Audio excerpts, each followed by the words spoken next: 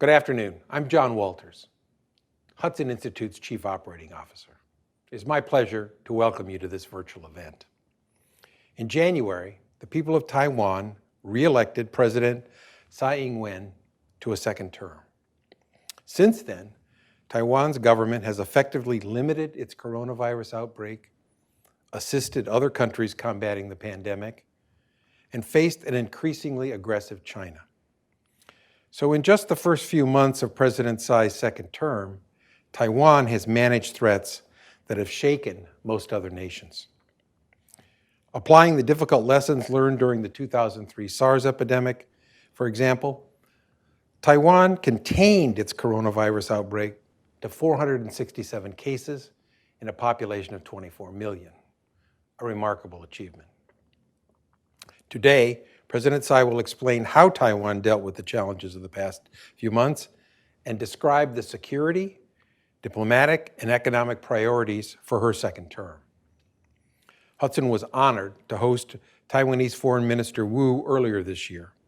Today, it's a great honor to continue our friendship with the people and the leaders of Taiwan by virtually hosting President Tsai. We will also be joined by Representative Bi-khim, who was recently appointed as Taiwan's representative to the United States after serving as a senior advisor to the president at the National Security Council of Taiwan. Even though we are convening this conversation virtually, we want to hear from you. To contact us and to learn more about our work on Taiwan and China, visit hudson.org. Now I give the floor to Neera Tanden, President and CEO for the Center for American Progress. Good morning, everyone. My name is Neera Tanden, and I'm the president of the Center for American Progress. On behalf of CAP, I want to welcome all of you to this event. It is an absolute honor to partner with the Hudson Institute and to co-host an address by Taiwanese President Tsai Ing-wen. Before we get started, I'd also like to take a moment to offer my condolences over the recent passing of President Lee Teng-hui. President Lee was an instrumental figure in forging Taiwan's democracy. He helped shape the country we see today, and he did it by drawing on the key principles and values of Taiwan. As a man known as Mr. Democracy, he will be sorely missed. Now, today's event couldn't come at a more appropriate time. With President Tsai's recent re-election and Taiwan's impressive response to the coronavirus pandemic, there's plenty to discuss. There have been fewer than 500 coronavirus cases in the country, and deaths remain in the single digits. Taiwan's response is an example of how openness, transparency, and the free flow of information can be effective in facing such a daunting challenge. We in the United States have a lot to learn from Taiwan in this regard. And I think it's fair to say that those in the White House have a lot to learn from the strong and effective leadership on public health of President Tsai. Having accomplished so much in her first term, including the legalization of same-sex marriage, President Tsai has been an immense force for progress, and I'm excited to see what she'll accomplish in her second term. Now more than ever, our two countries need to stand together. We need to stand up for progressive values and for democracy, because recent events in Hong Kong show what's at stake. So I want to thank President Tsai, Representative Bi-khim, and the Taiwanese government for the work they're doing in Taiwan and for the role they're playing as a beacon of democracy for the rest of the world. And now I'll pass it over to President Tsai Ing-wen for her recorded remarks. Good morning to you all, our friends in Washington, D.C. Thank you to Hudson Institute and the Center for American Progress for hosting this event.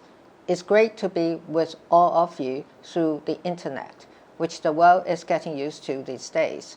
And I want to express my appreciation to President Weinstein and President Tanden for your leadership during these challenging times. People say that the second term is supposed to be easier than the first. There must be people that have not experienced the year 2020 like we have.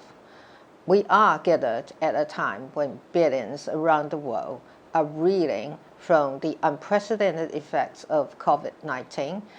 When over 500,000 people have lost their lives and millions more have been sickened, there is tremendous economic uncertainty around the world, with soaring unemployment and disruptions to global trade.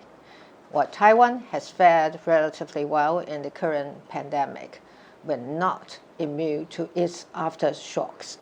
My government has already unveiled a number of stimulus measures to get our economy back on track, to take care of workers and businesses that are especially vulnerable, and to ensure that our industries are well positioned following shifts in global supply chains. As a result of this, we have been able to maintain positive economic growth at a period of time when our neighbors are facing significant economic downturn. While we are concerned about COVID-19's economic impact, we're also worried about its broader political implications across the region.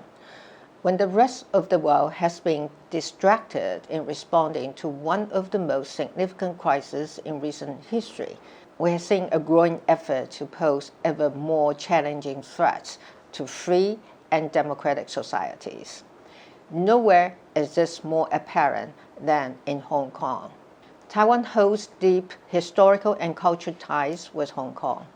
Millions of people traveled between the two places each year, and thousands of Hong Kong students studied in our universities. We are the only two Chinese-speaking societies around the world that commemorate June the 4th and its profound significance for freedom and democracy. As a result, we are saddened and alarmed to see this beacon of civil liberties become extinguished, in violation of the promises Beijing had made to the people of Hong Kong, as well as the international community. We recognize the bravery of the people of Hong Kong. Earlier in July, hundreds of thousands of people turned out to vote in primary elections, despite the significant actions that have been taken to discourage them from doing so. We also see the international community as having an obligation to speak out and act against the demise of Hong Kong's freedoms. I applaud the actions that the UK, the US, and many other democracies have taken, and call on more like-minded countries to do the same. In May, I visited the reopened Causeway Bay Books in Taipei, which had long been a symbol of freedom of speech in Hong Kong. The owner, Mr. Lam Wing-Ki, was detained and interrogated after crossing the border to Shenzhen and came to Taiwan after fears that he would be extradited back to China. Cases like Mr. Lam inspired us to quickly establish a new Taiwan-Hong Kong Services and Exchange Office to provide humanitarian support and assist the people of Hong Kong in relocating to Taiwan. The measures that have taken place against Hong Kong further exemplify how Taiwan is on the front lines of freedom and democracy. This has made it all the more incumbent for my administration to prudently manage cross-strait policy in the next 4 years, so that we can maintain peace and stability while protecting our freedom and democracy. This is why in my inauguration speech in May, I mentioned 4 principles in our management of cross-strait relations, that is peace, parity, democracy, and dialogue. Peace means we will seek continued peace with Beijing and call for the renunciation of force to settle our differences. Parity requires that both sides should not deny each other's existence. Democracy means Beijing must recognize that Taiwan is a democracy whose future is decided by our own people.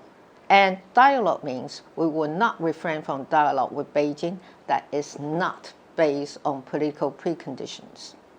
With these 4 principles, we will seek to continue our engagement across the Taiwan Strait. We will always be willing to work together in the interest of peaceful coexistence and to prevent a downward trend in cross-strait relations. We will always acknowledge the historical and cultural ties that exist across the strait. And we will never stop believing that there can be a better future ahead, where both sides can share in each other's successes and accomplishments. But before this can take place, we must also be realistic and take stock of our differences. Taiwan has become a full-fledged democracy. Our 23 million people have the right to determine our own futures, which is antithesis to the position Beijing has taken. Consequently, we must ensure that cross-strait interactions do not jeopardize our freedoms, democracy, and way of life. The people of Taiwan expect nothing less from their democratically elected government. Upholding these principles requires us to be able to defend Taiwan against coercive actions. It entails backing up our words with actions, and this is precisely what I have in mind as I preside over the current round of capacity building of our military. I am pleased that working together with our legislature, last year we unveiled our largest ever defense budget, reaching 2.3% of our GDP. I fully expect that this number will continue to grow, but what will be equally important is ensuring that these resources are being spent on the right capabilities. This is why I am committed to accelerating the development of asymmetric capabilities under the overall defense concept. As I mentioned in my inauguration speech, this will be our number one priority. We'll also identify, develop, and expand capabilities that can more effectively utilize our geographical advantages. Furthermore, we are deeply engaged in the reforms necessary to make our military even more effective. As an example of this, during the annual Hangguang exercise in July, we introduced our new joint battalions, which have greater capacity to conduct independent operations. For the first time, during the Hangguang exercises, our reserves also participated in live fire scenarios, showcasing their capacity to support and complement our regular forces, as well as play a critical role in our defense strategies. Moving forward, we will continue to expedite the implementation of these reforms in order to transform our military into an even more effective force. As effective our military is, we cannot stand alone without support from the community of like-minded democracies. I am proud that the relationship between Taiwan and the US has never been closer. Across the board, we share a high degree of mutual trust and a common strategic picture of how we can work together to protect and preserve a free and open Indo-Pacific. I am pleased that my new representative to the U.S., Bi-khim Hsiao, has arrived in Washington, D.C., and looks forward to engaging in more of these discussions. In my second term, I will continue our cooperation with the U.S. Foremost amongst my priorities is to establish a constructive security relationship built on the clear understanding of our shared interests in the region. I am confident that our common acknowledgement of challenges in the region transcends politics and political parties.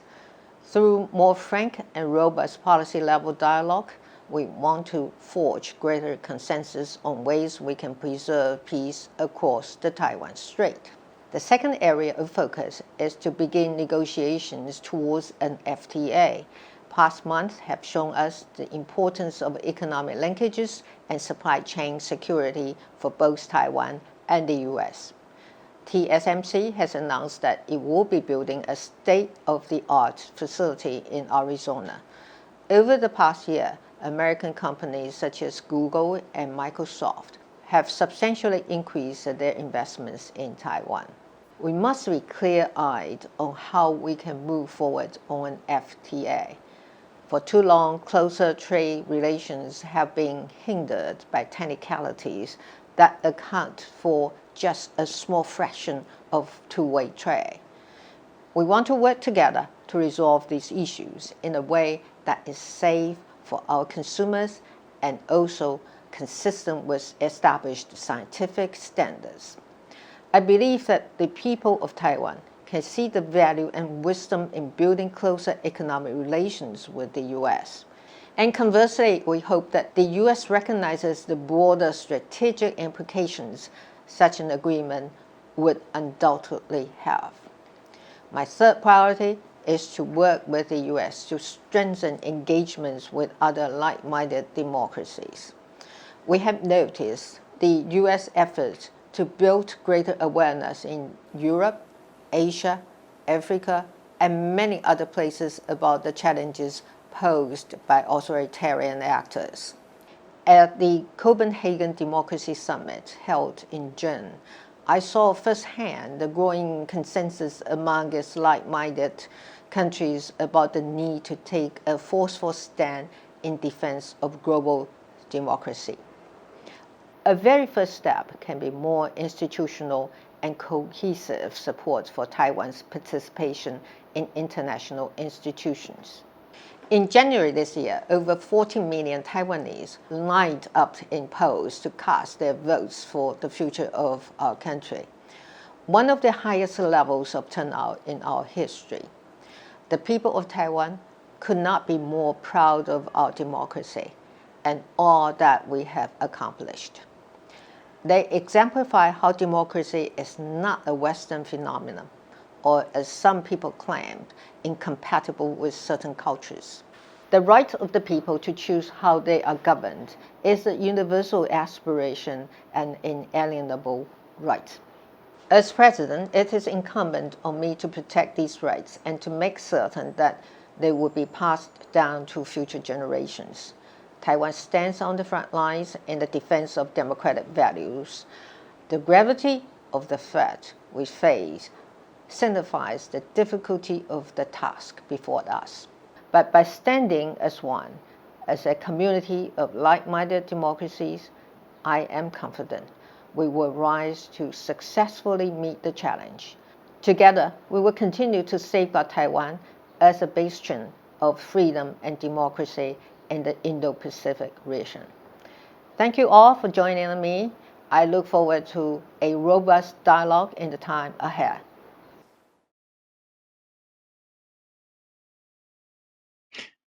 Good day to all our viewers from Taiwan to the U.S. Hudson is honored and delighted that President Tsai could join us today. Thank you, President Tsai. I hope that the time is not distant when you'll be able to visit Washington in person and talk face to face with Americans and their elected leaders. I'm pleased that our internet audience could join us today for President Tsai's remarks and the discussion to follow. I should identify myself. I'm Seth Cropsey, Senior Fellow at Hudson Institute and Director of Hudson Center for American Sea Power. Just a couple of words about me and then a couple of words about our other guest today. I visited Taiwan for the first time in 1991. Shortly after Operation Desert Storm, and have returned more times than I can count. I was director of the Asia Studies Center here in Washington at the time, and having served previously, immediately before, as Deputy Undersecretary of the Navy and then acting Assistant Secretary of Defense for Special Operations. It's also a great pleasure to welcome the sponsor of this event today, the Center for American Progress. We are deeply honored to be joined today by Taiwan's new representative to the U.S., Bi-khim Hsiao. A very warm welcome, Representative Hsiao. Prior to arriving in Washington, Representative Hsiao served 4 years in Taiwan's national legislature and was for many years the ranking member of the Foreign Affairs and Defense Committee. She began her political career as director of the Democratic Progressive Party International Affairs Department through the terms of 6 different DPP chairs since 1996. After Taiwan's first democratic change of government in 2000, she became an advisor in the office of the president and was international spokesman for all DPP presidential elections between 2000 and 2012. Representative Hsiao holds an MA in political science from Columbia and a BA in East Asian Studies from Oberlin College in Ohio. Also on today's panel, I'm happy to say, is Kelly Magsamen, who is Vice President for National Security and International Policy at the Center for American Progress, our co-sponsor in this event. Prior to joining the Center for American Progress, she served in various national security positions. From 2014 to 2017, Ms. Magsamen was the Principal Deputy Assistant Secretary of Defense for Asia and Pacific Security Affairs and performed the duties of an Assistant Secretary of Defense. In these positions, she was a lead advisor to the Secretary of Defense for U.S. defense policy and strategy across the Indo-Asia Pacific, including in Afghanistan and Pakistan. Our time today is short, but we do have enough, I hope, for a discussion. I'd like to turn the floor over to Representative Hsiao. Following her remarks, I'll turn to Kelly Magsamen. Then I'll, if we have time left, offer some thoughts. And then in what time remains, I hope we can discuss President Tsai's remarks and current related developments in U.S.-Taiwan relations. Representative Hsiao, floor is yours. Thank you, Seth, for that kind introduction. And I want to thank the Hudson Institute and the Center for American Progress for putting this event together today. I'm pleased to be able to speak to all of you, but I just want to add a few points following our President Tsai Ing-wen's remarks. The first point I want to say is that President Tsai has carefully sought to achieve a balance in a very volatile region right now. Her goal is to maintain the status quo of a free and prosperous Taiwan, protecting the basic freedoms and hard-won democracy in our country. Under her leadership, Taiwan will neither provoke nor appease. Under this leadership, we have also seen changes around the region, especially in light of recent trends of a more belligerent and aggressive People's Liberation Army. Tensions with India, the South China Sea, and Japan as well. China seems to have less regard for the public opinion and norms of the international community. With daily intrusions into Taiwan's ADIZ, as well as lately crossing the median line in the Taiwan Strait, there's an increasing risk of miscalculation and accidents. So close coordination with the United States and allies in the region is needed, forging a joint threat picture and responses to acts that upset the status quo in the Indo-Pacific region. The second point I want to add is that we welcomed Secretary Azar to Taiwan. It was a gesture of goodwill, and we do believe that it will help to strengthen cooperation in health and medicine between our countries.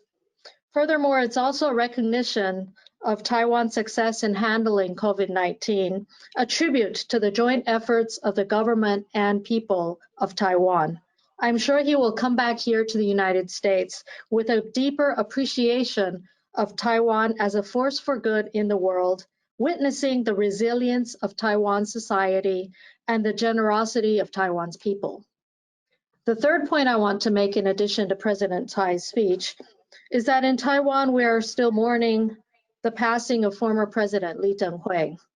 He led Taiwan through a process of democratization with the first popular election of a president in our history, and the first ever peaceful transition of power from one party to another, laying foundation for Taiwan's free and open political process.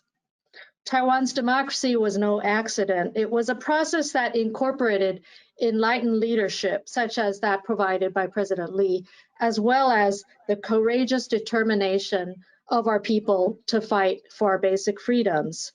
The process was not easy, but the Hong Kong situation is a difficult reminder that our democracy is under a constant challenge, and it does require a vigorous effort to strengthen and defend that democracy.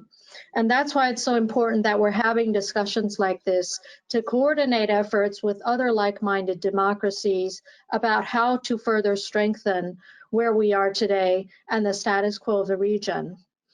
We believe that our democracy is under threat not only by hard military force of the PRC, we're also under constant threat by a hybrid set of influence operations in Taiwan, aimed at isolating Taiwan, discrediting our political system, and sowing international conflict and internal tensions. So these operations are included to, but not limited to, disinformation, fake news, manipulation of economic leverage for political ends, as well as infiltration in our social and civil society organizations. All of this requires a stronger effort among all of us. So again, I thank you for putting together this dialogue today, and I look forward to ongoing discussions here in Washington. Thank you, Representative Hsiao, for those excellent remarks, which I'm sure we'll be discussing. Let me turn the floor over to Ms. Magsamen, and the floor is yours. Great. Thank you very much, Seth, and thank you, Representative Hsiao, and of course, President Tsai, for very good and comprehensive remarks about the moment we find ourselves in. I'm very pleased that we're doing this event today in partnership with the Hudson Institute.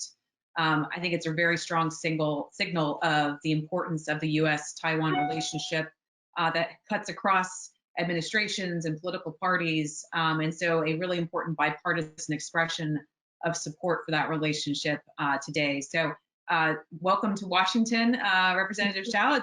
You are arriving at a very interesting moment, not just in terms of our system, but just globally, all the things that you already articulated.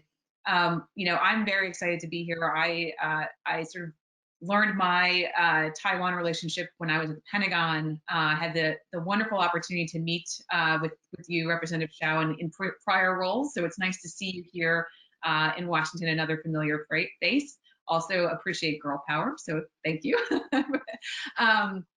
But I'm really looking forward to the conversation today because we have a lot to discuss. I mean, from everything from Taiwan's excellent coronavirus response and what we might be able to learn from that, how we can work together as democracies in the context, as the president noted in her remarks, of rising authoritarianism around the world, and of course, many other areas of cooperation in the U.S.-Taiwan relationship that I think are going to be important in the coming years ahead of us, including, on the economic front, on the digital trade front, on disinformation and election interference. So very eager to jump into the conversation today. And thank you again, Representative Hsiao, for being with us today. And thank you again to the President for her gracious remarks.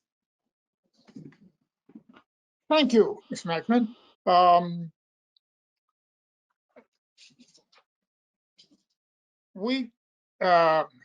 The backdrop of much of what there is to discuss, especially on the security side, is China. China, and this backdrop is important for all the reasons that all of you have pointed out, including President Tsai. China and the U.S. have widely different views of war. For us, there is the hope of a lasting peace, the understanding that under normal circumstances, war is the exception and peace is the rule. We talk about the interwar periods as exceptions to war.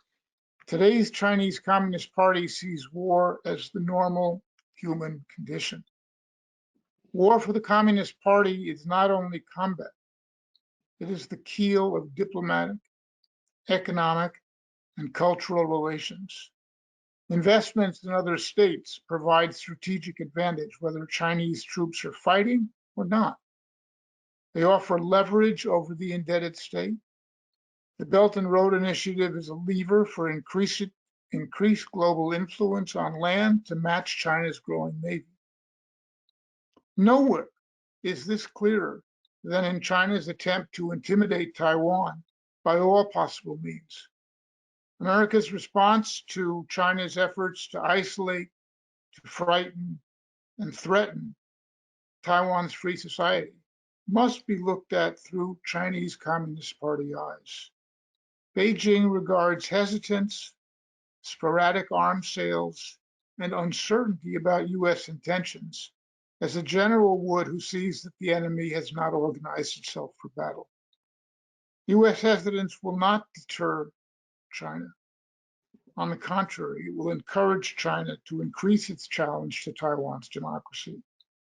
The US is doing better today. As President Tsai pointed out, relations are closer than ever than it has in years to assist with Taiwan's defense. Still, there is a great burden that Taiwan bears. I have several questions for Representative Hsiao. And the one that I'd like to ask first is about the president's specific reference to Taiwan's right to determine its own future. President Tsai mentioned developing asymmetric capabilities. Representative Hsiao, could you offer specifics, especially in light of Taiwan's overall defense concept? Yes, thank you for the question. The overall defense concept has been laid out as a broader strategy for Taiwan's current self-defense, and it involves primarily the establishment of asymmetric capabilities to counter coercion from China. What we mean by asymmetric capabilities is cost-effective but lethal enough to become deterrents, to make any consideration of an invasion very painful. And we are working with the United States now on a number of hardware capabilities, including coastal defense cruise missiles that would be working in conjunction with Taiwan's indigenous Xiongfeng missile system to provide better defense on the coastal system. Other systems, including our underwater sea mines and other capabilities to deter amphibious landing or immediate attack against Taiwan, are also underway. We have very good discussion with the United States in terms of priorities and how to move ahead. But I want to add that our defense is not just about hardware. It involves a modernization of our military, and that is why President Tsai has also emphasized in her inaugural speech the need to strengthen our reserves. That is an important part of civilian defense that would not only be involved in a regular humanitarian disaster relief, but also as a last resort defense in our homeland. And this is a concept that is being developed, but we are involving the reserves in a number of initiatives, including the most recent Hanguang exercises, and strengthening their warfighting capabilities as well. At the same time, we need to deal with some other new challenges, such as cybersecurity and cyber warfare. And in addition to adding as part of our broader military restructuring, at incorporating this as an important part of our modern military, but also the need to train and recruit and retain talent in this area. I believe it's always been a challenge for governments to retain cyber talent. So we need to work in conjunction with the reserve forces to strengthen our capacity to deal with all kinds of cyber intrusions. Our civil service and their ability to deal with defending our critical infrastructure, government institutions, as well as significant private sector infrastructure, are all important in this initiative together. And finally, President Tsai also spoke about modernizing military management. Taiwan has recently significantly improved our recruitment in a all-professional military service. And joining the military is becoming much more attractive to talented young people in our society. And we believe this is a positive step in strengthening the overall quality of our defense forces. So modernizing management is also an important part of the reform that President Tsai has highlighted in the overall broader defense concept of Taiwan.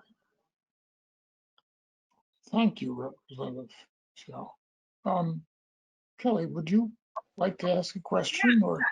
To pick up on a little bit of that. First of all, I think it's good to see Taiwan making the kind of progress it's been making on defense modernization, its asymmetric planning, et cetera. But maybe just to take a step back for a second and to pick up something the president spoke at length about in her remarks is really just the broader picture facing democracies around the world with respect to authoritarianism. Because well before there is potentially ever a military conflict with China, of course, there's the ongoing challenge of dealing with just rising authoritarianism and their ability to work on disinformation in elections and to exert,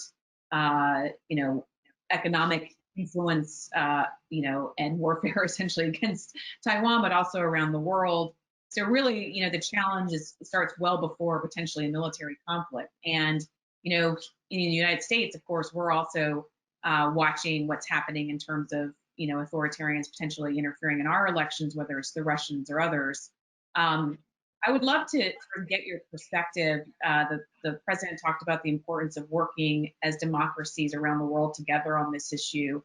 And of course, Taiwan brings great experience in this regard. And I would love to get your thoughts on what that looks like going forward. I mean, clearly there was the Copenhagen summit, but what does an agenda among democracies look like for dealing with these challenges? Because it's not just the authoritarians, there's also liberal democracies. There's a liberalism growing in other democracies, whether it's Turkey or Hungary or the Philippines. This is a bigger challenge than just dealing with China or Russia. So I'd be curious from your perspective what that might look like and what areas of cooperation democracy should be really focusing in on at this moment.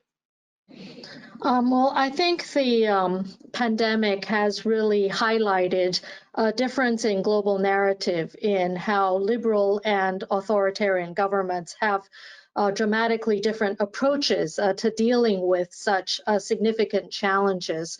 And Taiwan has been an example of a liberal narrative, and that is a focus on transparency and openness, cooperation between the government and civil societies as we face significant national challenges.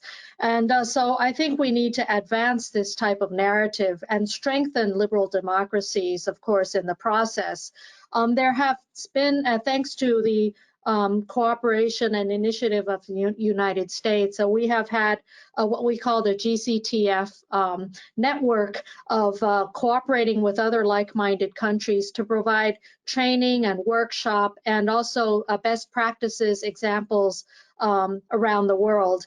And together we have worked on a number of issues, including health cooperation, women's empowerment, disaster relief, digital economy, and even media literacy in light of all kinds of global disinformation and various cyber challenges. Taiwan, the US are important partners in this initiative. Japan has also joined as a partner. We are working in Latin America, in the Pacific region, and I think this is a great framework as a foundation for working on a number of issues quite relevant to the societies around the world. But what we want to present jointly is that liberal democracy narrative, and that is the need for open government, transparency, and accountability in the process. Thank you. Representative Hsiao, we don't have a map, unfortunately, today. So the president's comment about the geographic capabilities that Taiwan has to offer is something that may not be immediately apparent to our internet audience.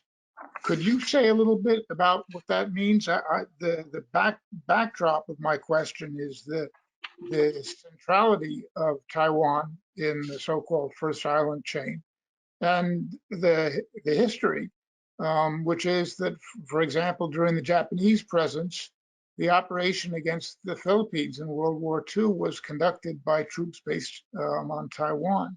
So geography matters a tremendous amount in the defense of Taiwan and in the defense of the entire First Island chain. And we would appreciate hearing from you a little bit more about Taiwan's geographic capabilities, as mentioned by the president. Well, Taiwan used to be called the unsinkable aircraft carrier of the region. And of course, it is located in a very strategic position between Northeast Asia, Southeast Asia, the South China Sea. That is also a very volatile area. Taiwan is also a stakeholder in that region, having actual control of a number of islands in the region, with a Coast Guard presence as far as the Taipei Islands in the South China Sea. Now, given this strategic position of Taiwan, of course, we seek to strengthen our security for ourselves, as well as peace and stability in the region. We are, as I said, we're an important stakeholder. For Taiwan, we are facing an existential survival issue, given China's territorial and sovereignty claims over Taiwan, as well as that claim being backed by actual military expansion. Within just a few years, China's naval capacity has expanded really beyond its shores to the second and now reaching the third island chain close to Hawaii. And so we believe that Taiwan's strength and in its strategic position and its survival will be a very important point of defense in the broader stability of the region. But at the same time, we do have to recognize that while Taiwan and the United States share a number of overlapping strategic interests, mainly in the stability of the region and also in the freedom of navigation, not only in the Taiwan Strait, but also in the South China Sea. We also have very different perspectives. We are an island fighting for our survival, while the United States is a global superpower with a global challenges, but also global responsibilities. And so while we have overlapping interests, we are working on these challenges from a very different perspective. For Taiwan, our priority in our survival involves building up the defense of Taiwan itself, but also of the islands that Taiwan currently controls in the South China Sea. And it's important that we constantly dialogue with the United States, with our other partners in the region, including like-minded partners that share our interests in stability and freedom of navigation, on what the joint threat picture would be and what would responses that would be acceptable in the international norm to those threats would be, so that we're on the same page. I think one challenge that we've had in the past is we have had good bilateral discussions with the United States, but we need to further work with other stakeholders and regional partners in the interest to jointly secure that freedom of navigation, to jointly secure that status quo and the security and stability of the region at large. Maybe I'll just pick up there real quick. I mean, I think Taiwan deserves to be applauded for its efforts to diversify its economic relationships, especially through the new southbound policy that Taiwan has been pursuing under President Tsai's leadership, but also these important engagements multilaterally with other partners like Japan and India. I think that's going to be the sort of wave of the future in terms of where the United States and Taiwan want to focus effort. And in that regard, I'm curious from your perspective, one of the big areas that we've worked on for a long time with respect to Taiwan is trying to build international space Taiwan to be seen as an active participant in global organizations, in multilateral structures, et cetera, et cetera. And there, of course, have been the challenges that come with that, especially with respect to Beijing influence and keep Taiwan out of organizations. The World Health Organization is a perfect example of that, and a very recent example, as well as a area where we would love to have Taiwan actively engaged in the World Health Organization as a full member, participating member, especially because Taiwan has such tremendous knowledge and ideas to share, especially around coronavirus response, which makes sense for everybody, including China, for Taiwan to be engaged on these issues. So I'm curious, from your perspective, if what would it take to get Taiwan further integrated in the international system, in places like the World Health Organization, in regional security structures or regional economic structures, and how are you thinking about the roadmap forward on that? Thank you, Kelly, for bringing up an extended concept of Taiwan's security. That is that concept of comprehensive security that includes economic security, human security, as well as better integration in the international community. And on the economic side, Taiwan has not only put forth the southbound policy in our efforts to diversify our global economic interests, but also we would seek to deepen that relationship with the United States, as President Tsai has indicated, by forming a bilateral trade agreement. Now, in other international organizations and institutions, we really thank the United States for being a champion of advocacy in leading an effort in supporting Taiwan's participation. Unfortunately, we have not yet achieved the goal of better inclusion in such international institutions. However, we have made some progress, and I want to emphasize that working with other like-minded democracies is absolutely important. The recent pandemic really highlighted the significance of inclusiveness. The world cannot afford to exclude a certain country or a health entity from the international health network. Viruses and pandemics see no borders. You could try to put a political boundary and isolate Taiwan, but you will not see that same boundary among viruses, and we are all suffering from that.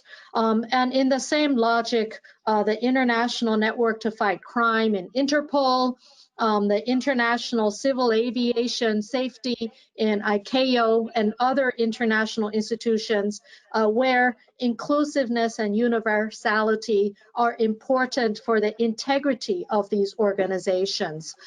United States support has been crucial for Taiwan, but we do require the endorsement and support of other countries. And so we would continue to appeal to our partners here in the United States to reach out to other partners to collectively work on these issues. This year we have seen some progress, and the irony of the disaster or the tragedy of the pandemic is that Taiwan's successes has actually drawn a lot of international attention. And this year, more than ever before, there's been greater international interest to engage with Taiwan. And so we have seen more outreach from other countries around the world to engage with Taiwan on health cooperation. And the people of Taiwan have also demonstrated their generosity in sharing the PPEs, the supplies, and other medical devices that Taiwan has produced with the rest of the world. So this year we have had more support from other like-minded countries for Taiwan's participation in the World Health Assembly, but we are not there yet. And so a constant effort in coordinating this is essential. And I also hope that eventually the Chinese leadership will come around to sharing our understanding of how the world works. And that is a new outlook on inclusiveness that would actually help to decrease hostility across the strait. And if they would be more accommodating and willing to be open about Taiwan's participation, I'm sure that would be very much welcomed in Taiwan as well. Thank you. You mentioned, Representative Hsiao, you mentioned a moment ago the movement of China even to the third island chain.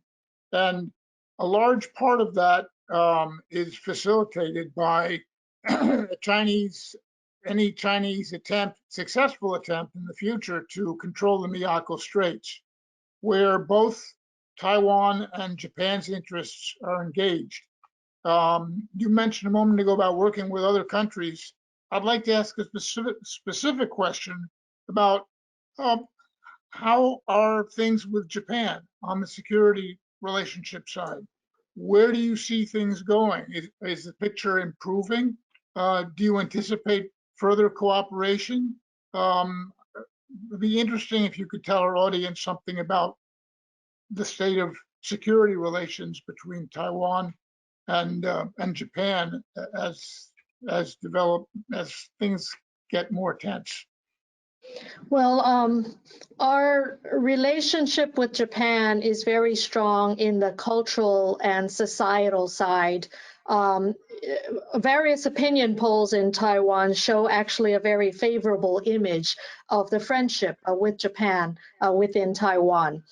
However, on the security side, we have not been able to make significant progress on official security dialogue. Although years of discussion among second track, think tanks, experts in many areas has laid a very good foundation.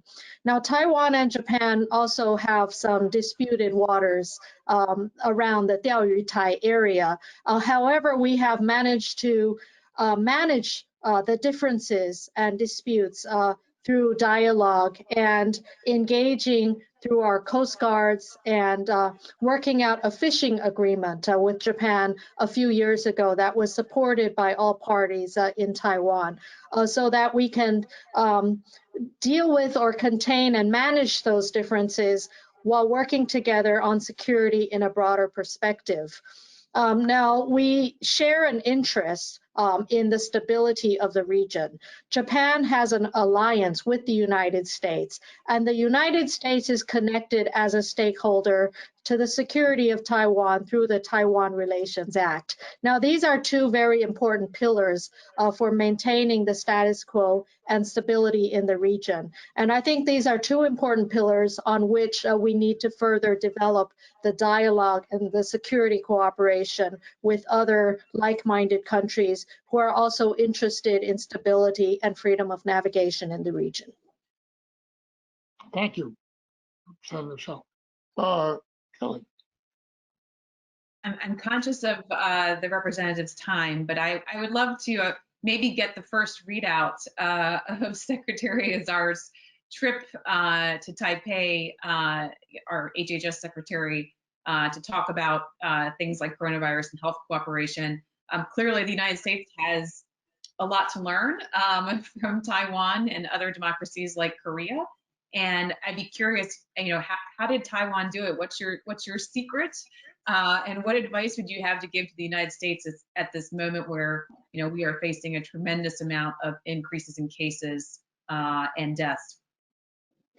Well, as I said, we welcomed the Secretary and his delegation to visit Taiwan. There was an MOU for health cooperation signed between the two sides during this visit. And I think that will lay an important foundation for further cooperation as we move to develop vaccines and ensure that they are available around the world.